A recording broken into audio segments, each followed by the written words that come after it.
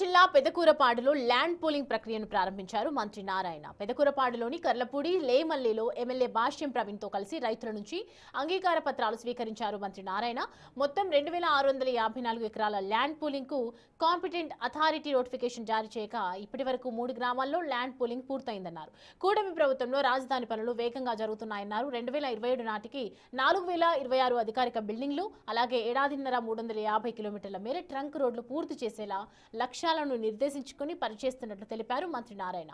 Layout రోడ్లను 2 ఏళ్లలో, iconic టవర్ల నిర్మాణాన్ని 3 ఏళ్లలో పూర్తి చేయడం లక్ష్యంగా పెట్టుకున్నామన్నారు. ల్యాండ్ పూలింగ్ 80% ల్యాండ్ గాని వస్తే ఇమీడియట్ గా మేము లేఅవుట్ డిజైన్ చేస్తాం. లేఅవుట్ డిజైన్ చేయాలి, దాన్ని నోటిఫై చేయాలి. ఆ నోటిఫై ప్రాసెస్కి ఒక 90 days పడుతుంది.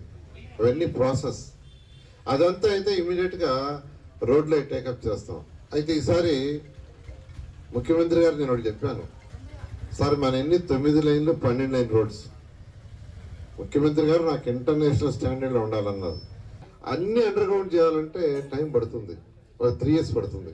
అందుకనే రైతులు ఇబ్బంది పడకుండా ఈసారి అనుకున్నది ఏంటంటే సీడ్ యాక్సెస్లో బ్యాలెన్స్ సీడ్ యాక్సెస్ 2 లైన్స్, అంటే సీడ్ యాక్సెస్ డిజైన్ చేసాం, ఇమీడియట్గా 2 లైన్స్ వేసాం పబ్లిక్ తిరగటానికి. ఆ విధంగా ఈ యొక్క గ్రామాల్లో ఫస్ట్ డిజైన్ 9 వరుసలు 12 వరుసలు చేస్తాం.